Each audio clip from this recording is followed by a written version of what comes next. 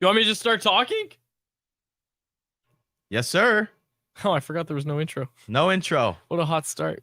Welcome to Canucks Conversation. Aaron Bernardo's in the chat today, and he is not very happy with what he's seen so far. My name is Dave Woodrelli. I'm joined by Harmon Dial. We're in the new studio at the iconic Sheraton Wall Center. We are playing around with some stuff, as people on the YouTube live show can see. That was the funniest start. I'm a little rattled about that. That's the funniest start. I just hear Grady yelling, "All right, start it up," and I'm waiting for the intro music to hit. Nothing. I'm just looking at you, Quads, like this is my second show, and I figure you've got your stuff together. I thought so too. Well, we had just talked about how there'd be no show intro, but I didn't put that together. Anyways, whatever. We'll figure it out. Good. We'll figure it out in due time. That is our technical producer, Grady Sass. Who? Hello. Yeah. You got a lot for us today, Grady. I'm hearing we've got a lot from all of our producers here because Aaron Bernardo in the chat here, those Oilers, those Edmonton Oilers falling 6-2 to the Vancouver Canucks last night. That's the main story. We'll start there. But first, we of course have to say that Canucks Conversation is brought to you by the great folks over at Zephyr Epic. You can use promo code Hockey Season, capital H, capital S, all one word, Hockey Season. That will get you $5 off your order at ZephyrEpic.com. That is ZEPHYR Epic. Check them out on all platforms, Facebook, Twitter, Twitch, Instagram, whatever it is. They've got you covered for all of your trading card needs. If you don't want to shop online and enjoy that free shipping on any order over $50, you can visit their retail location in Surrey. So be sure to go do that. No hockey cards today. Zephyr Epic, though. Check them out. Okay. 6-2 for the Vancouver Canucks last night. A lot of takeaways from the game. Jeff Paterson will join us later in the show. He was obviously breaking it down on rink wide. Harmon, let's just start with our takeaways from the game because we were sitting together in the press box, and I just want to also point out right off the top, I was the only person in the entire press row that saw Warren Foegele kick that puck, and I immediately called it, and everybody looked at, including you. Everybody's looking at me saying, "Nope, you're wrong. You're crazy." I was right. It was kicked in. Okay, other takeaways. Right, besides Quads is right. You mean taking his own victory lap? Exactly. That's the most important takeaway from the Canucks' massive whooping of the Oilers. Quads was right. Definitely. No. That's right. Look, that was just such a fun shellacking. I think especially to get the Oilers' hopes up, right? I think the shots were something like 20-2 or 19-2 through the first 10 minutes or so. Scored the opening goal, Matthias Ekholm, like Jay had sort of predicted on the show yesterday. So you're thinking this is all Oilers. This is a game that maybe gets them back into it. Edmonton fans are ready to get revenge after losing to the Canucks twice. And then it's funny, Kevin Woodley, even as the Canucks were under fire, looked at me and said, Stuart Skinner hasn't faced a shot in forever. If the Canucks just get one counterattack against, boy, who knows what could happen to turn this game around. And that's exactly what happened. You want to talk about people being right. Kevin Woodley calling Stuart Skinner basically breaking down. And I mean, impressive resilience by the Canucks too, right? After Thatcher Demko keeps them in it to push back, which has been a consistent theme. I mean, you even go back to the Canucks' second win against the Oilers. Edmonton came out in that home opener angry. They scored a goal within the first minute, had 5 shots, and you're thinking, oh boy, the ice is tilted. The Canucks are going to be in for a long one. And they just show this type of backbone and resolve that we haven't seen from this group in years past. And those are the intangible things that people will bring up, PDO and metrics and things like that. And that's true. But there's something intangible about the resolve that this team has that makes this group seem different compared to last year. Like whether it's the way they respond to adversity like that.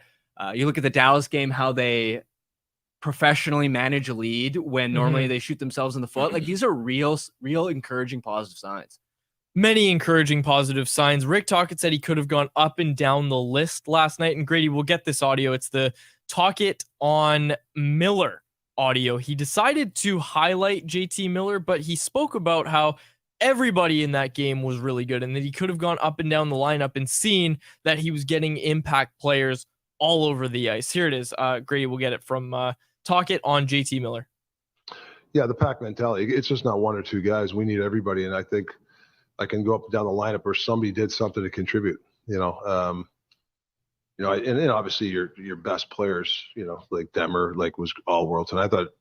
JT Miller was a monster tonight. I mean, that's tough to shut down a guy like McDavid, who's an incredible player. But I thought Millsy was a monster tonight. And obviously Husey, would he have 4 or 5 points? He walks the blue line as good as anybody I've ever seen. So you're getting that kind of play from certain guys. Quinn Hughes with 4 points on the night, second place now in the NHL points race. Of course, Elias Patterson, who got 1 point last night. My Wendy's Daily Faceoff Survivor bet hit. Just want to say that. But Patterson now at the top of the league scoring race. Hughes right behind him. But Thatcher Demko, that's a guy who you're not going to see on the points list, obviously. But continuing what we've seen from him this year, just being, as Tocchet said, all world. Thatcher Demko was so good last night. And every player we spoke to post game, and we're not going to play all of their audio, but every player I spoke to post game highlighted Thatcher Demko as, yeah, he held us in it early on in the game. And then once they got their legs under them, it was free flying from there because the Oilers had to dress one of their goalies in that game. Like, that's what I was saying to everybody as I said, Canucks haven't looked good, but Demko's looked really good. And the Oilers have a goaltender. They have a goaltender in net. Like, one of the Edmonton Oilers goaltenders, there was only 2 as of last night. They had to dress one of them. Both of them have been garbage this year. They went with Stuart Skinner. And sure enough, as soon as you get a rush chance against Stuart Skinner, it's going in the back of the net. Like, that's what's happened. And this team, Edmonton, has been so bad at defending the rush, and their goaltenders have been awful. Like, that's what I've been hearing from the Oily boys, including Aaron, out there about the Edmonton Oilers. It was all true last night. Like, they couldn't defend the rush. I was shocked at how little we saw the forwards coming back and supporting. Like, there was even a few plays where I noticed the most with Leon Draisaitl, I want to say. Like, a couple bad giveaways, just lacking effort at times. And it's so funny because Evan Bouchard was Evan Bouchard was bad. And I was talking to Bagged Milk over there at Oilers Nation, and he was saying everything we've heard about Evan Bouchard is basically what Tyler Myers has been at times. At his worst as a Canuck, that's what Evan Bouchard has been for the Edmonton Oilers. Obviously not as much offense, but in terms of defense and just being an absolute trip in your own end, that's Evan Bouchard. You know what it reminds me of is watching the dark days of the Canucks, like the worst Canucks hockey we saw at the start of last season under Boudreau, for example. That's what the Oilers look like, just an disorganized mess. And that's supposed to be a team that's in cup or bust mode. And just to circle it back to JT Miller, because I think it's unbelievable what he's done in a shutdown role, right? Because you go up against Edmonton, if you can keep McDavid and Draisaitl in check, you've won the game right there. Mm-hmm. And 3 games against the Oilers, JT Miller's gotten the hard match in all 3 of them against the McDavid line. McDavid's line, right? Not just McDavid, his entire line has not scored a single 5-on-5 goal head-to-head against JT Miller. And in fact, because of the first game, the 8-1 blowout, over those 3 games, Miller's line actually won that matchup 3-0 head-to-head on the scoreboard. That's massive. And you want to look back at even in the third period, there was a moment where, yes, the scoreline was 6-2 in the end, but the Oilers were pushing in the third, obviously had the disallowed goal.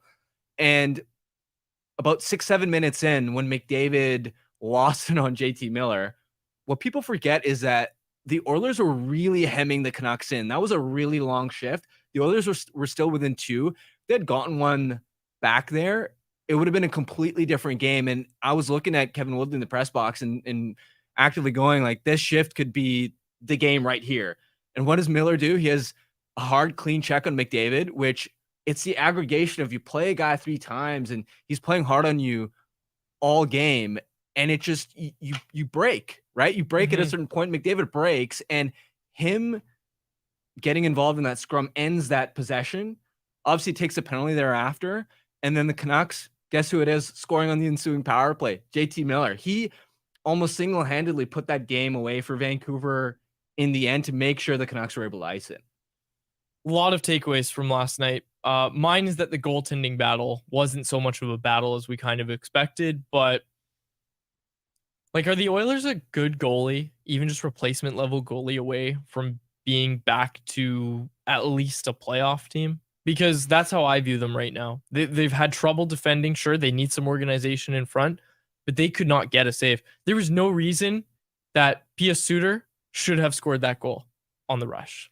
There was no reason for it. Like, as much as we fault the Oilers for being bad at defending the rush, that's a save you have to make if you're a goaltender. And there were a few like that. Even the Besser goal, the thing I noticed the most about Skinner on that play was he was sliding to his right, but what I'm looking at is saying, why are you going to your right there? I know you think the shot's going wide or going to deflect to the corner. I understand that's what Skinner probably thought, but there was no advantage to moving to your right as a goaltender. And I don't want to get too technical here, but I was just like, this is like watching House Bantam. This is not an NHL goaltender. And it drives me nuts because at the start of the year, I picked the Oilers to be. I love it. It drives you nuts. I love it. I picked them to be my, the cup winner. I thought they were going to do it. And it was because I really believed in Stuart Skinner. And I was like, they finally have the goaltender. Stuart Skinner, great rookie year last year. I was talking to Kevin Woodley a little bit more about this.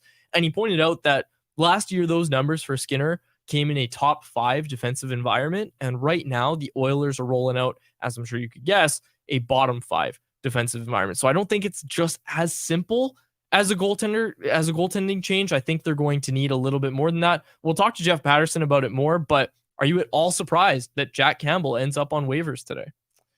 Well, it's funny. You go up against a wagon like the Canucks, and sometimes it doesn't matter who you have in net. It's inevitable. They're just going to put a 6 spot on you.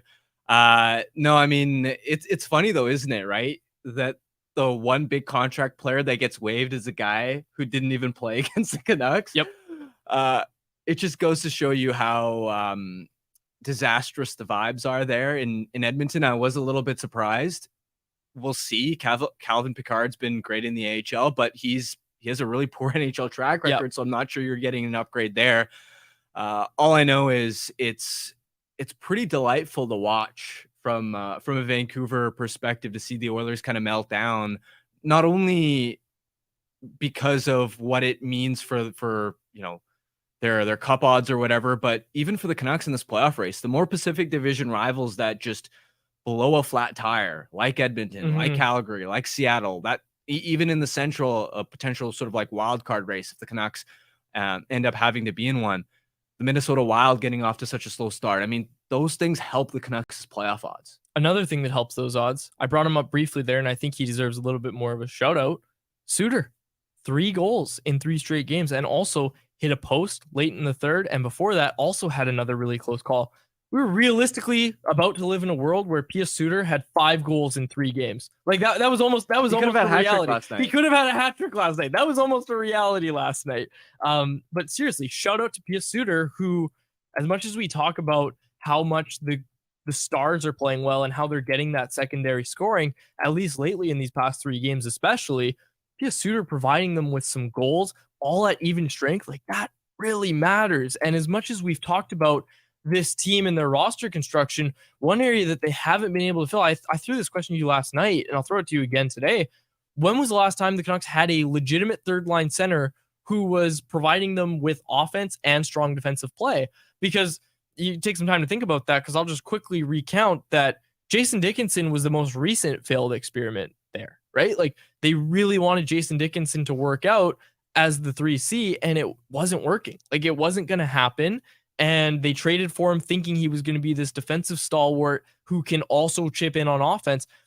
Really, and I mean, again, I attribute a lot of this to the lack of strong defensive system in Vancouver, but Dickinson never found his footing in Vancouver on either end of the puck. Like, I don't think anybody was looking at Jason Dickinson saying, wow, he's a really good defensive center. Like, he couldn't even be Jay Beagle. Like, that's where it was. Jason Dickinson couldn't even be Jay Beagle in Vancouver. And look, that's a fairly low bar, I would say. But you didn't have it, and now you have it seems like, in P.S. Suter, an actual solution at third-line center. I just think that's massive for the Canucks, especially this year. And not just Suter, but his line mates as well. What a pretty feed by Joshua on the rush there. He looks to have gotten his confidence back, and we spoke yesterday on the show about he had a fantastic bounce-back performance against the Stars after being scratched, but the key thing is, can you follow it up with another consistent, effective performance? And he did that. Connor Garland too, by the way, super noticeable all night. And in the second period, again, you want to talk about these momentum shifting plays. Leon Draisaitl scores to make it 3-2. In the second there, the next shift, Connor Garland is possessing the puck down low. And I mean, basically all night, it was hilarious seeing Matthias Ekholm, who's like twice his size, trying to knock him off the puck, and he just can't do it. And then he also draws a tripping penalty there, doing his offensive maneuvers. And for the rest of the period, the Canucks dominated control. Yep. At a moment when the Oilers should have flipped the script on the momentum, where they get one goal. And that's, again, you want to talk about the Canucks is like what's been different this year. It's those moments where they can take a punch, right? They can take a punch and they'll strike back rather than just folding like a cheap tent like they have in years past. And that's what's been thoroughly impressive. In the bottom six, the energy, the speed that they had, the heavy offensive zone shifts, strong penalties, the couple goals that they provided as well. They've been essential for that. And I was looking it up last night, 8 goals from the bottom six over the last 4 games. I would be interested when the last time that happened was, especially in Vancouver. Like, when was the last time we saw that? I would say it's been a while. Probably like a Brandon Sutter. Yeah, when the a team's Brandon already Sutter heater. when the team's like in tank mode and everybody's like, oh, they're missing the playoffs. Like, let's just tank. And then Brandon Sutter just goes off like for a near point per game run over like 7 or 8 games or something. And the Canucks reel off a bunch of wins that hurt their draft lottery positioning. Probably something like that. Or you remember UC Jokinen? Yes, I do. Yes. It's just all these strange performances. That's when the bottom six usually steps up in Vancouver. Whenever Jim Benning's job was on the line, the bottom six was ready to go to bat for their boy. Another guy, Tyler Myers. Speaking of that crew, Tyler Myers getting some love. We'll pull it up here, Grady. From Rick Tocchet post game. Just threw this out. I tweeted it. I think everybody rushed to tweet this. This was a great quote from Rick Tocchet. We'll talk about it more later, but let's hear the quote, Grady. And Tyler Myers, I mean, continues to play well. What do you have to say about the way he's playing right now? I think he's been unreal. The last 5 games, he's been one of our best players. So, maybe 6 games. So he's dialed in. He's really playing well for us. Proud of him. Proud of him. Also, there's your Chris Faber feature that everybody wants. Chris Faber, guest of the show today. No, we have an actual guest of the show today. And of course, it is Tuesday, which means it's brought to you by Greta. The home of our electric watch parties, Greta is Canucks Army's spot to catch the game throughout the season, playoffs, and also our place to chill in the off season. Our thanks to Greta for bringing us Jeff Paterson, who joins us now. Jeff Paterson of Rinkwide. We will bring him in moments. There he is, Jeff Paterson. Jeff, how you doing today?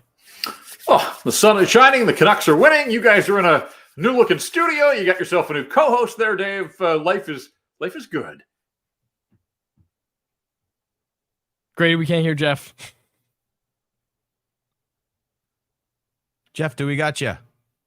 I know. I had an incredible There intro. we go. Oh, there you are.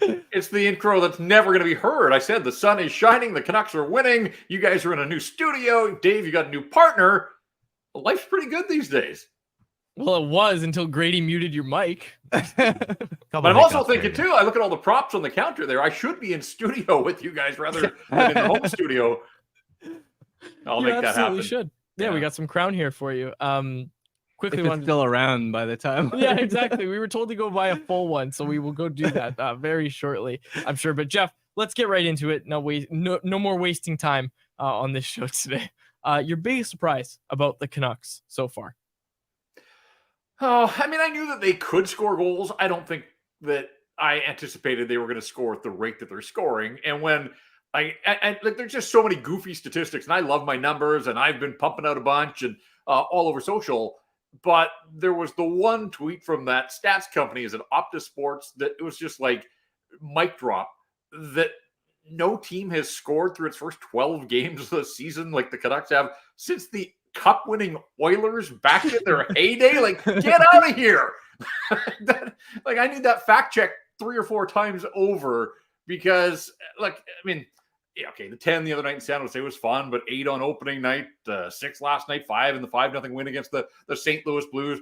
Power play is just going off. It's converting at an outrageous rate right now. You guys are talking about depth scoring. look, one of the storylines that I followed pretty closely last year was lowest scoring team in the NHL when it came to goals from defensemen. They had 22 all of last year.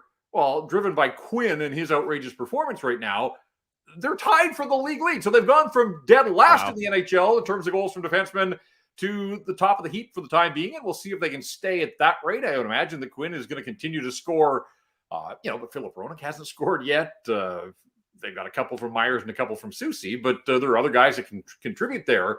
And look, Quinn Hughes got a huge bounce last night, but talk about a guy that deserved one for the way that he's playing. And that was such a big goal too. I mean, they were just getting crushed by the Oilers. Oilers opened the scoring, and then for Hughes to bank a shot in off Desharnais. I mean, Quinn's been picking his spots. I don't think that he picked that one. He certainly didn't call bank before he did it, but he got a bounce. They needed a bounce, and you could just kind of feel right then and there that the Oiler bench, Oiler Nation for that matter. Here we go again. Just the bad goal that goes in at an inopportune time. So, I mean, there's just a ton to like about the Vancouver Canucks, but I would just say that it's the way that they're scoring, the rate at which they're scoring, which certainly exceeds even my wildest expectations for this hockey club. J-Pat, Brock Besser had another couple of goals the other night. He has 6 goals against the Oilers, which is more goals than any Edmonton player has the entire season so far. Just looking at his game, I mean, even the other game against the Stars, I know he didn't score, but just looks so dangerous, very engaged physically even. What has impressed you most about what has impressed you most about his start, and why do you think he's been able to click so much here in the early going for the Canucks? Well, Blake has started this running bit on Rinkwide, and that is a nightly update of Brock Besser's goals compared to the San Jose Sharks team goals. And after last night, it was 10 for Besser, and I think the Sharks are sitting at a dozen. So I said, is this going to be an ongoing thing? And he said, yeah, as long as it's close, we're going to keep it up. So just incredible to think that not even a full month into the season, because they started on October 11th, and Besser's already into double digits. He's among the league leaders. I think there's a couple of factors. I mean, that line is playing so well. And JT Miller, he had the 99-point season a couple of years ago. I think that pales in comparison to how well he is playing right now. And he leads that line, and the other guys are following in his footsteps. And we've seen the shot, obviously, a couple of quick snapshot snipes, including opening night against the Oilers, and then the one-timer the other night in San Jose. So he looks confident. But Harm, I really do think that, and he stated it at the outset of the season, this is a guy that lost his father, went through the turmoil of the trade requests and his agent getting involved. And, that had to be a blow to the ego when you got your agent doing your bidding and still no takers, more because of the contract than the player himself. But he said at the start of training camp, I'm at peace. I'm going to continue to grieve my father, but I'm at peace with the fact that we've lost him and he's not coming back, obviously. And since he said that, he's looked that part as well. He looks relaxed. He looks like he's having fun. I mean, it was around this time last year that his ineffectiveness led to that near healthy scratch on the Hockey Fights cancer night. Those were the kinds of distractions that were swirling around him for much of last season. The guy had 5 goals at Christmas time.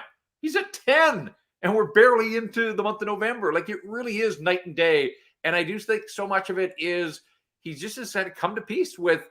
He knows he can be an effective player. He can still be a scorer in the National Hockey League. He may not be a 40-goal scorer, although the way he's going right now, maybe I don't rule it out. But, the 30 is that number that has just been there and plastered to him for so long. And I know he didn't want to put numbers on it.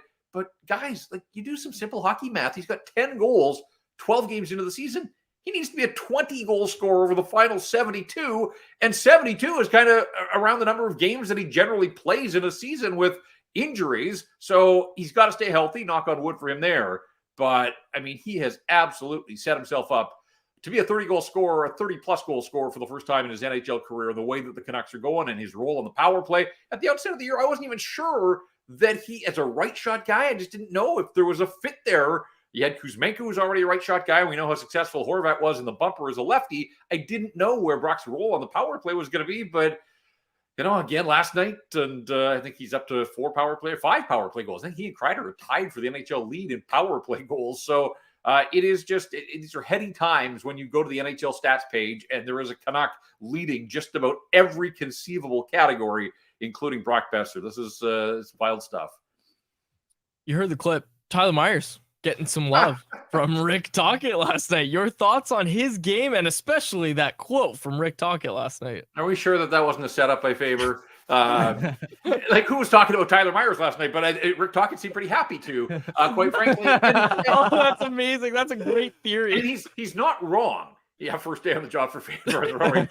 Whisper in his ear. Make sure you ask about Tyler Myers. No. We're just having fun with that one. But I will say, like, the coach isn't wrong. Like, Tyler Myers, like everybody else in this team, is just in a groove right now. And I'm telling you two guys right here, right now, if you could promise me, like, get it written in stone that Tyler Myers and Carson Soucy would be the third pair for the remainder of the season, that neither one of them would play higher in the lineup. If they could just stay and sort of play at their level as a third pair, I think you'd sign up for that. Like, look, we said that about Carson Soucy, a couple of really solid seasons as a third pair guy in Seattle. Is there more there? Still not sure. But as a third pairing guy, he absolutely has proven that, he can excel in that role. And they're giants, 6'5" and 6'7", and the reach and the disruptive nature at the blue line and denying entries and those types of things. Like, those two guys are playing within themselves right now. So going out on the road, it's going to be a little different. You can't shelter your third pair. And if that's your third pair, it does expose, and like, I'm right at the front of the list with, some love for Ian Cole. Like, I think he's been an absolutely outstanding addition, but Cole and Mark Friedman, and Friedman's been a nice pickup too.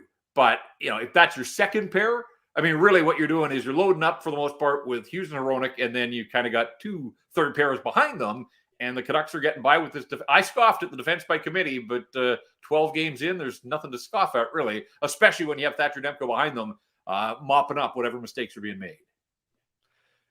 J-Pat, big picture, when you look at the Canucks' start, and there are so many sort of obviously positives to pull at, what role do you think Rick Tocchet has had in all of this? Obviously, he's been massive, but if you were to sort of point to one or two specific areas where you really think that the coach has had an impact in getting a lot out of these players, what would you look at?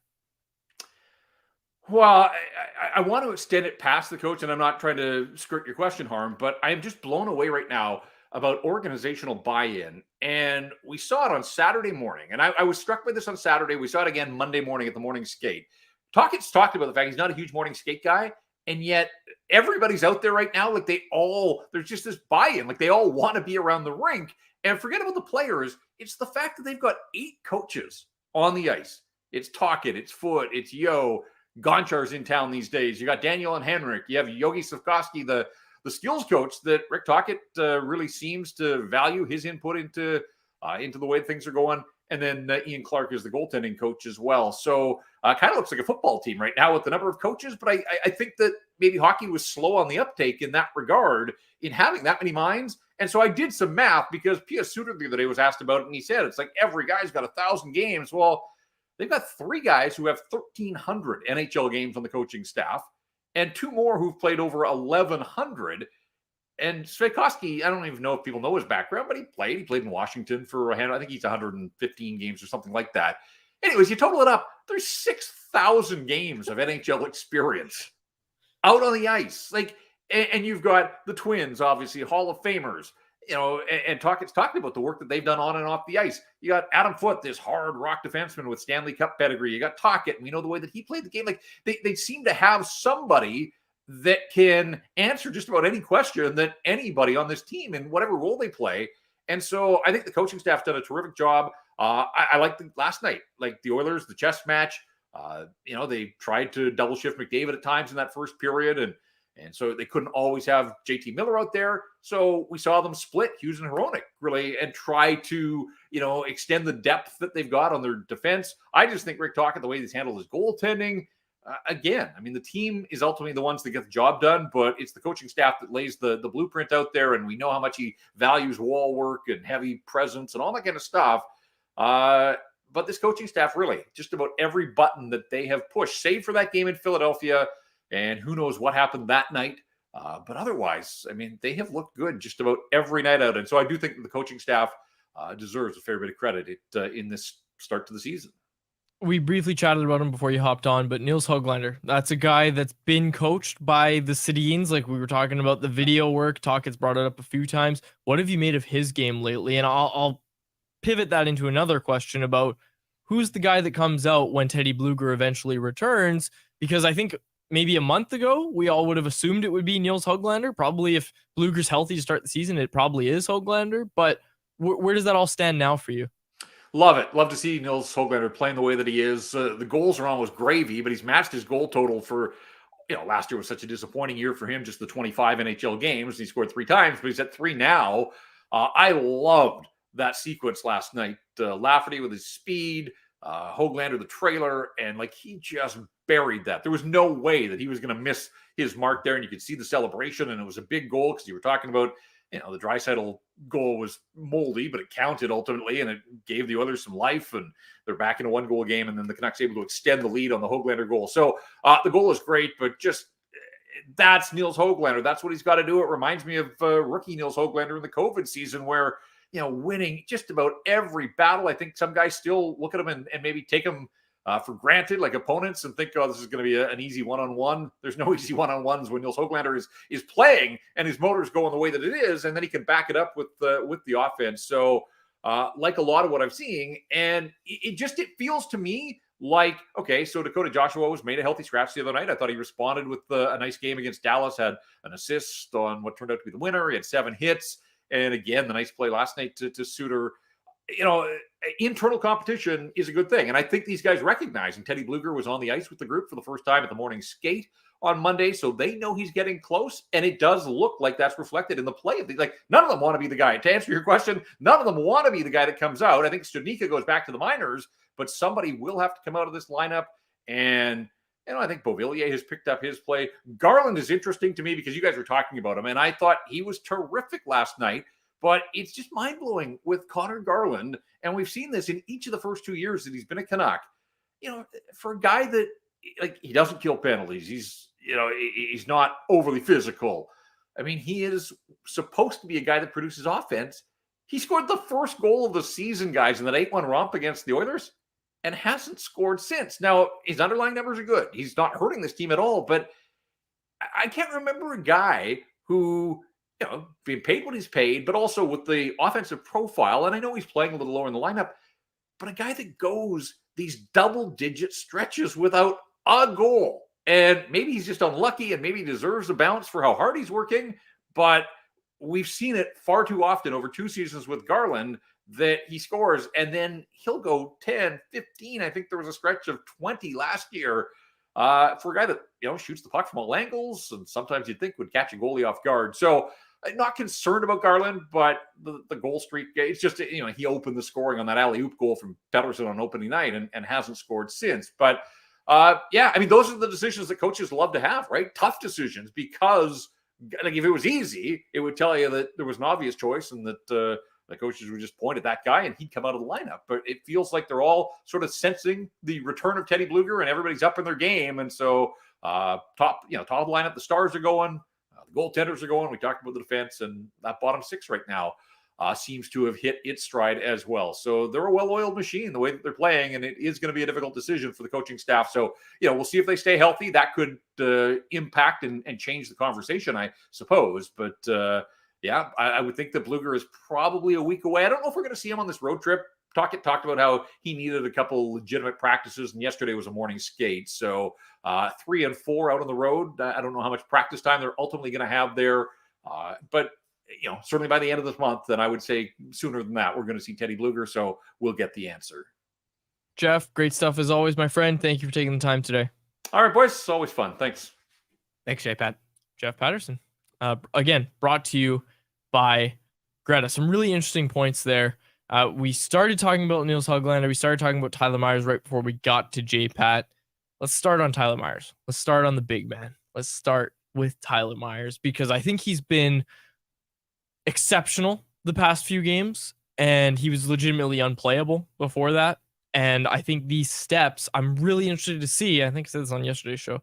I'm really interested to see how much of this came down to coaching. Like, is he just getting pointers about what he should be doing differently? Because he looks like a different player than the one we saw at the start of the year.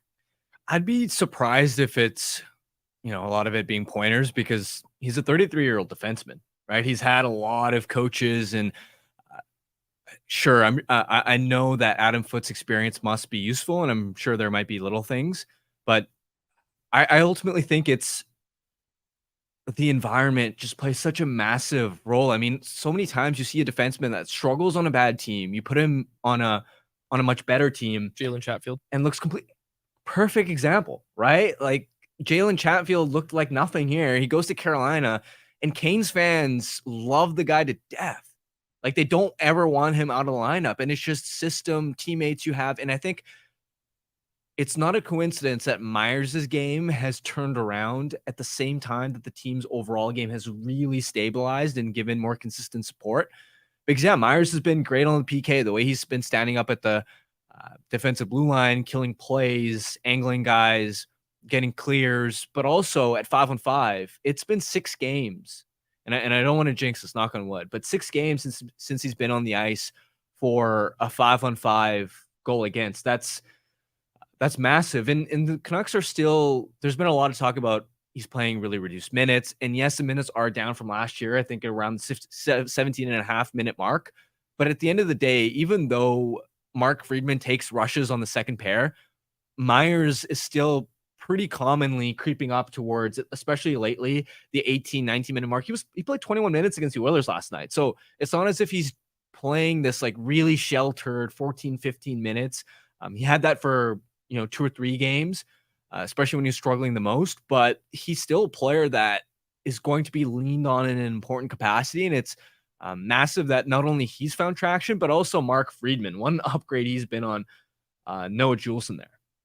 Noah Juleson, and even in turn, Tyler Myers. Like, that was the answer, was when Noah Juleson was playing third pairing, Tyler Myers was playing top 4 minutes. The fact that Friedman's been able to play in the top 4 has been huge for this team. And you go back to what J-Pat was saying about if Carson Soucy and Tyler Myers can be the third pair, that we'd all take that. I think another reason you take that is because it also suggests that Mark Friedman has been able to stay in a top 4 role with Ian Cole, which I don't think anybody really thought was going to happen when they originally traded for him, which, look, it's like found money, right? Let's get to the poll question for today. Our poll question is, as always, brought to you by the great folks over at Atlas Goods. Visit atlasgds.com and use promo code CC15 for 15% off your first order of pop rinds. These are the best fresh pork rinds straight from your microwave or air fryer. Our poll question today, simple one. Will the Vancouver Canucks make the playoffs this season? I've got the updated results right here. Harmon, a whopping 95% of voters say yes, the Vancouver Canucks will make the playoffs. The 9-2-1 Vancouver Canucks will make the playoffs. 3% say no. Is it the lowest I'm angry? What's the lowest? Absolutely, it is. I think this is the lowest I've ever seen. Lowest I'm angry right now. It says it's at 2%. So is it time to scrap I'm angry and put I'm happy? It might be. That's a great point, Grady. That's a great point, because we always had I'm angry because there was always something to be angry about, and people requested it. Like, that was a request from the listeners, was never not include I'm angry in polls. Like, always have that as an option because I might be angry. Wow, Grady's a genius. I think we do need to change this. Yeah. Anyways, our poll. Will the Canucks make the playoffs this season? Like I said, 95% say yes. Grady, can we pull up this quote, this tweet from Thomas Drance? It was a really good point by Drance, and he kind of broke down the math on it roughly, but basically the gist of what he said was that the Canucks have put themselves in a position now where, and I was having this conversation with Rob Williams last night, and he didn't like that I basically said the Canucks are a lock for the playoffs. They're a wagon. They're going to the playoffs, as the title suggests. They've put themselves in a position now where it would take, everybody's talking about regression. Regression's coming, of course. They aren't going to play at this pace. They're not going to go, what would it be, like 72-7 or 6, whatever it is. They're not going to keep this up. They're not going to keep this up. Are they still going to win games and be good enough to make the playoffs? Yeah, I think so. I think if you try to answer this question and you answer it with, well, regression's coming, I agree with you. There is regression coming. It's not going to stay at this level, but let's just try to break down what regression for this team will actually look like, because I think it'll look a lot like what we saw last night, where they're under siege in the start of the game, where their structure fails them, where the guys take a little bit to get their legs under them. Do we really think that the power play, the penalty kill, the 5-on-5 play, and the goaltending are all going to regress at the exact same time? I would say no. And I think if the goaltending, which I think is the most sustainable part of this team, if that holds up, not only are they a playoff team, but if you have a hot goaltender going into the playoffs, you can do some damage there. I don't even think it's a question of will they make the playoffs? I think it's where will they slot in for the playoffs? Wow. Do you think they're going to fall off that hard? I really don't think that's going to happen this year. I'm buying the playoff stock. Yeah, likewise. They've built themselves such a cushion here, and it's what you mentioned in terms of what point are you regressing from. The only comp that they have for the start they've had to the season, when you look at their goal differentials, the mid 80s Gretzky dynasty Oilers. Like, yeah, big hot take. They're not going to be the mid 80s Oilers that won the Stanley Cup. Like, okay. So yeah, I'm definitely buying it. And one thing I appreciate about this Canucks group, because so much of a team's success is also the mental side of the game. It's the culture. There's so many ebbs and flows in the season. One thing that struck me right from the first game where they blew Edmonton out 8-1 is that, and Tocchet has referenced this a lot, they haven't gone too high.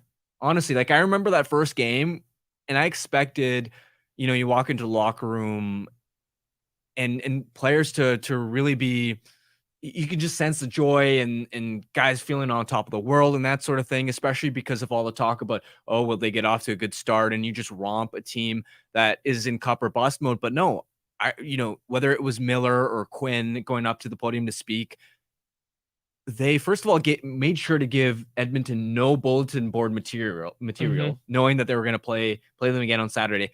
And second, they continuously referenced how hard Saturday's game is going to be because of how badly they'd embarrassed Edmonton. And they didn't say they embarrassed Edmonton. Of course, they alluded to it, and we all knew it. And that's why then in the second game of the season on Saturday, when they went into Edmonton and Oilers were all on top of them, they got the energy and buzz of their home opener. Evander Kane had crushed Filip Hronek on the forecheck. They score 5 shots like 40 seconds into the game. You're ready for that. You're ready to take that punch. And they were able to sort of find their game after that and pull out a gutsy win with the help, obviously, of outstanding goaltending from Casey DeSmith in that one.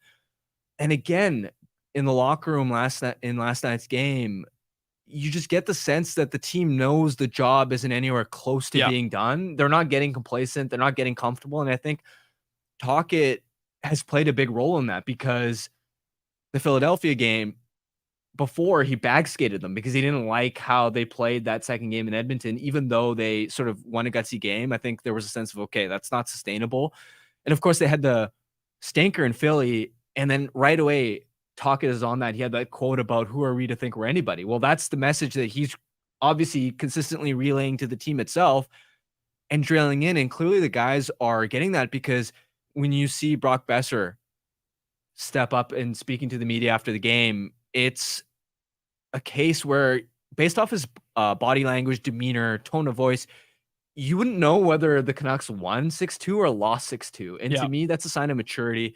That's a sign of professionalism. And that helps give me at least some level of confidence that, look, when the bounces don't go their way, when things start to go against them, when adversity strikes, when you run into a 3-game losing streak, that hopefully they can maintain that sort of quiet confidence that they have.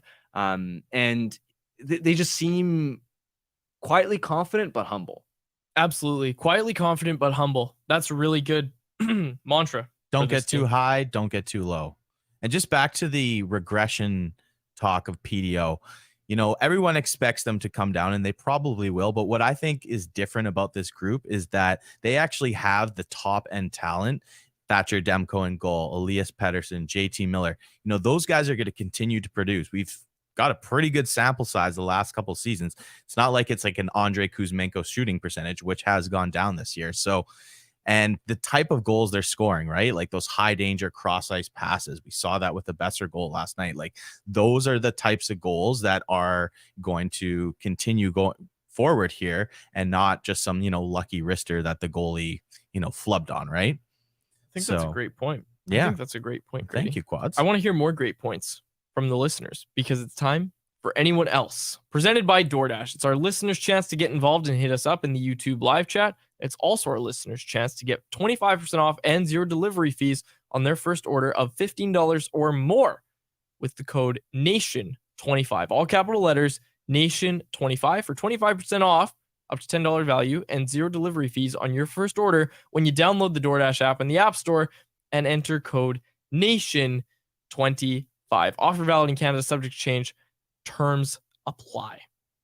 Lots already. People are pointing out that I'm on my phone in the while you're talking. I've noticed that. I'm like looking over chat. to you. I'm looking at the chat. I mentioned.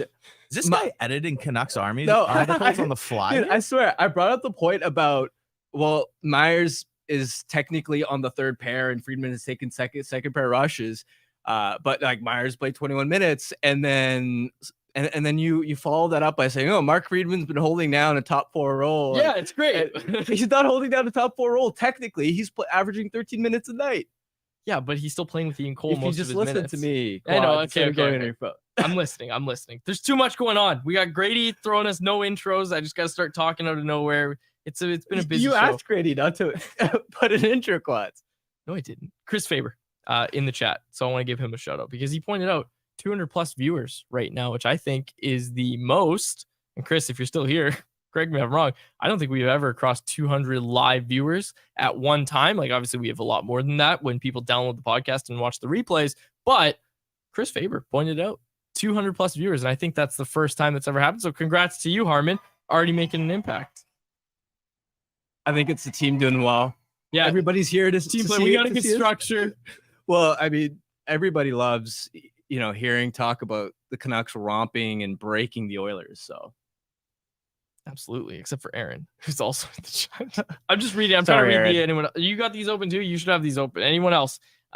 Tony Nam asks, who are some low acquisition cost D-men they should target for the playoff run? Look at that. Look at you. Oh, geez. I mean, I haven't had a chance to really look and research a lot into this. Obviously, a lot of people have brought up, Columbus's defenseman. I don't know if I love that idea, right? And Andrew Peak. No. I don't like that contract, so I'm not on board with that. I mean, if you can find a way to carve out the cap space to even bring in a guy like first of all, I think you're going to have to wait to see how this team sort of settles out over the next 25 to 30 games, in my opinion, because then you have a sense of like, okay, just how good is this team? Not in the sense of, oh, are they going to make the playoffs or not, but in the sense of like, could they be a dark horse contender even if you add a defense piece? And so you first almost have to identify, are you going for, a bigger fish or more low cost? I think the question referenced low cost. If that's the case, then if you can carve out some cap space and bring Ethan Bear back, I definitely like that idea. It gives you more options. He had proven chemistry with, Hughes, which gives you a second option if you ever need to split up Hughes and Hronik for whatever reason. And that was something that Tocchet said without actually saying earlier. I think it was even a week or two ago. He was talking about the Hronik Hughes pairing, and he said, he's like, yeah, we're still waiting for some of our guys to get back. And then you looked at who's injured, and it's just Guillaume Brisebois. So it's like, okay, is he talking about Ethan Bear? This is a conversation we had a week or two ago. But it seems like he's talking about Ethan Bear, and that the plan seems to be to bring Ethan Bear back. And at that point, yeah, I think you do see them, Hronik and Hughes split up. I think that's what we'll end up seeing. If they can hopefully, make the cap gymnastics work, of course. Yeah. I hear Edmonton needs some pieces. Casey DeSmith for Draisaitl and a first. Sounds good to me. Okay. Lots of stuff in the chat here. Record on this upcoming 3-game road trip. What do the Canucks finish with after these 3 games? They've got Ottawa on Thursday, and then they have Toronto on Saturday, so that's an automatic win. Canucks always beat Toronto. I think you're better suited. Canada. I think you're better suited to making these predictions. I'm not. I feel like I don't have a gut feeling. I don't get those gut feelings, but they're gonna win tonight, or they're gonna lose tonight. But you nailed the Oilers prediction, and you were super confident about it. I run on gut feeling. So give me your vibes. What's your gut saying about this road trip? I say the Canucks win 2 of 3. I don't know which ones they win, except for Toronto, which seems like the toughest, but they will win in Toronto. Toronto's been struggling too, man. That's the other thing, yeah. But they always just beat Toronto. Yeah. That's what it comes down to. Hockey in Canada. That game will be interesting because they play, up-tempo offense. I'm not sure the Canucks want to get into a track meet with the Leafs because that kind of plays into their favor. However, if they can, stifle things defensively, that might play into their hand. We saw the game last night against Tampa Bay. Like, that was high event back and forth hockey. So maybe Montreal might be. They've been playing some decent hockey to start the season. Not a lot of expectations. Senators are a bit of a mess on and off the ice right now. So that might be where you get the dub there. But yeah, it's going to be interesting.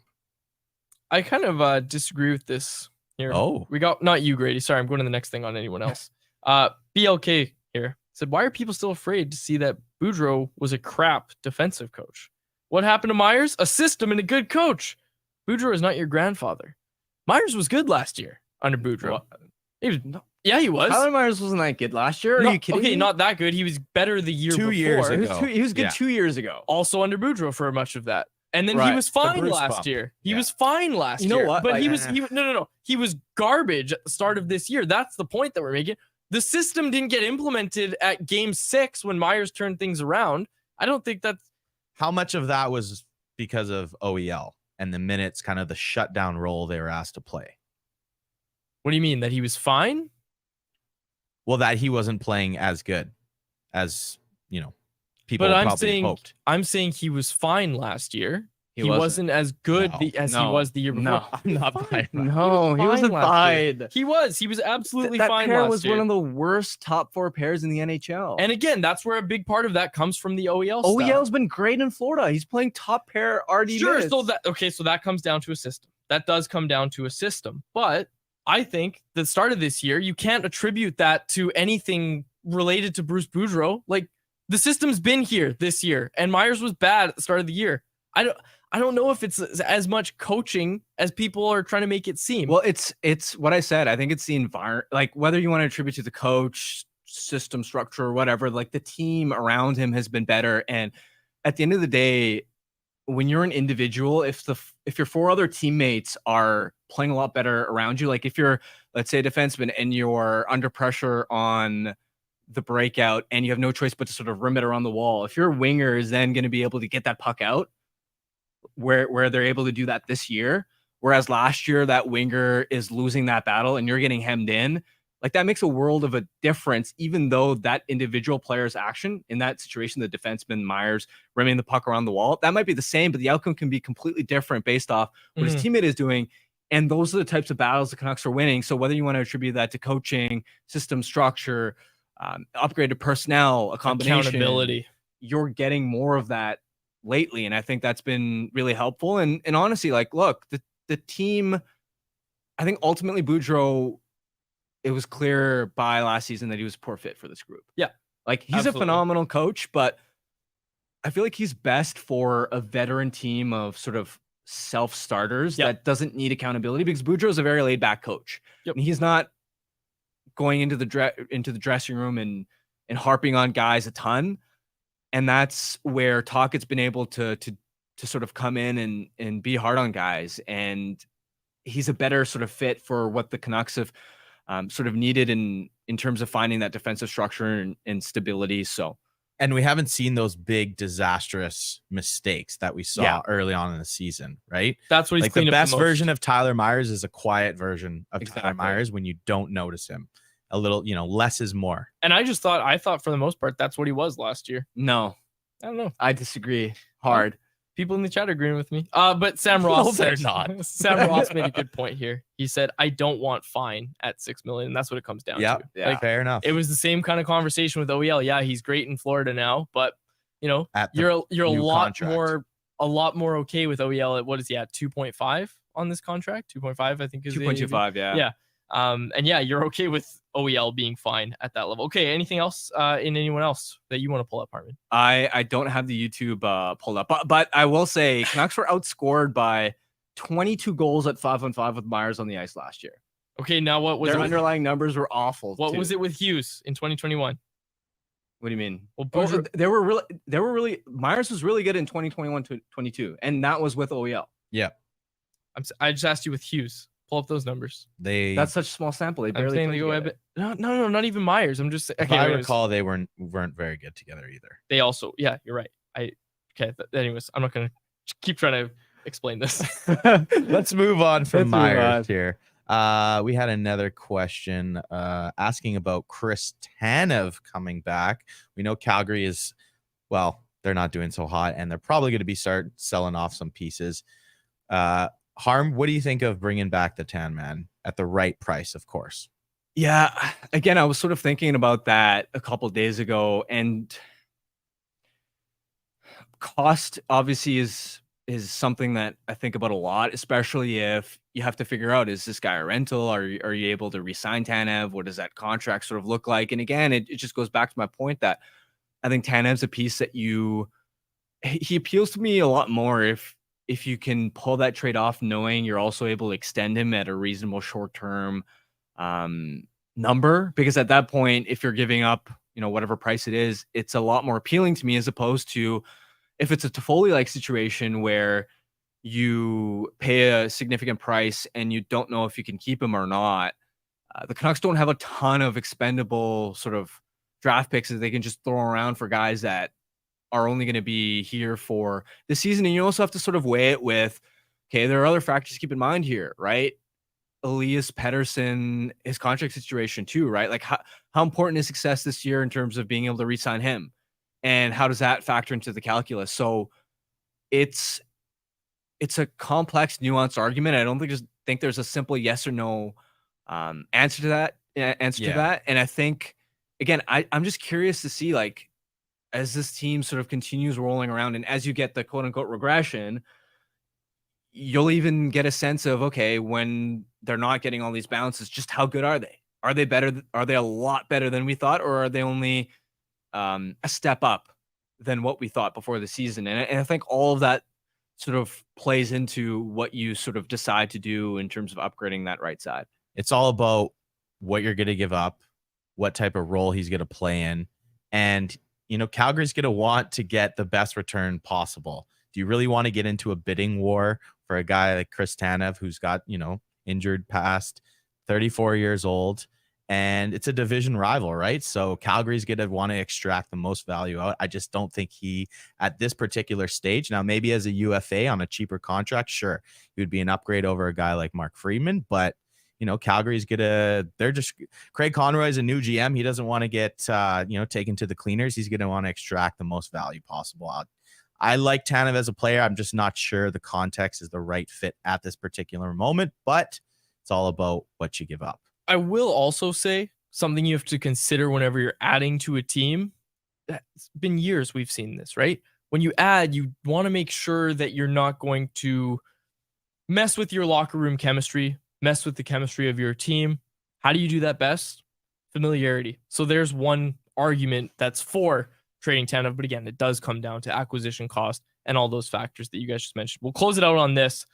This question from Kelly Parks in the YouTube live chat, which apparently I'm the only one that has it open. Teddy B comes in. Who comes out? Teddy Bluger. Right now, he skated. Right. We said that. Jeff Paterson had that. I mean, okay, I'm just going to pull up the bottom six here. Can't do Lafferty, right? Yeah, you can't. Joshua, especially with the size, how well he's played the last couple of games, I don't think you can pull him. Suter's been scoring, can't pull him. I like Hoaglander's game, can't pull him. So it almost comes down to, I think, one of Garland or Beauvillier, but Garland looked really great the other night. I thought it was one of his best performances. Right now, I think, even though he scored a pair against San Jose and has picked up points recently, might be Anthony Beauvillier for me. I wonder, because we've heard Tocchet speak positively about Beauvillier recently. Like, that's the thing. Like, there isn't an obvious guy. Yeah, but you have to get Bluger in. Like, there's no world where Bluger gets healthy and they healthy scratch him. There's no world where that happens. This guy needs to get into games. I think it's between Beauvillier, Joshua. I almost wonder if you have Connor to Garland trade? I was just about to say that before I kind of eased off of it. I don't know. I don't know. Someone was asking in the chat why Bluger wasn't placed on LTIR. Guys, correct me if I'm wrong, but he was originally supposed to be day to day. Yeah, exactly. And that kind of translated to week to week. Yeah. We were told it was a bruise. So that's probably why. I'm sure in hindsight they would have loved it to get the extra cap space, but and I almost think that when you're timing Bluger's return, you can almost afford to then slot him back in when, like, after a game where somebody clearly in that bottom six had an off night. Yeah. Right. Like when the team's rolling like this, not to say that you're healthy scratching Bluger, but it means that you can be, you have extra time to make sure he's 110% and you don't have to rush him back. And you're not worried about, oh man, the PK's really been struggling. We have to rush him back in. Like you can really afford to take your time. And especially when a guy's missed, that much and hasn't had a chance to play in the regular season yet, there's going to be an adjustment to pace, speed of the game. Players are really ramping up and getting closer to midseason form. So it may not be the worst thing for Bluger to, continue practicing and you almost kind of time his return with when you see somebody in the bottom six start to struggle, because honestly, the bottom six has been great recently. It's tough to sort of, point to somebody and say that guy's been underperforming. Clearly, let's take him out. I just hope it's not Hoglander. And I think he's kind of elevated himself out of that discussion. But, if he goes cold again, he might be the guy. I hope not. And maybe they go back to Joshua because we know, his relationship with Tocchet. But, this is a good problem to have. Like, how many years have we talked about the last few years about the bottom six being such a drag and being constantly outshot, outchanced, not having a lot of grit, lack of forechecking.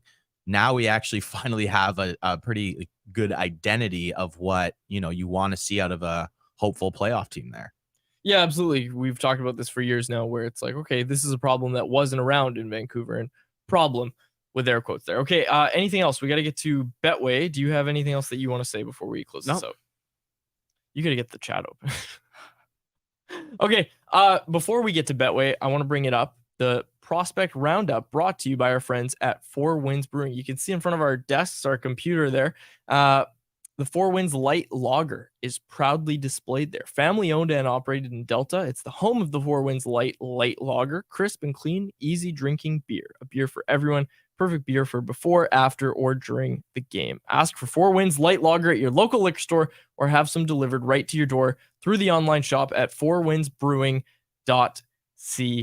The Prospect Roundup, you go check it out at canucksarmy.com. The Blackfish Report. Atu Ratu has had an elevated role in Abbotsford. Good to see. Jet Wu continuing to score. Lots of different stuff in the Blackfish Prospect Report over at canucksarmy.com.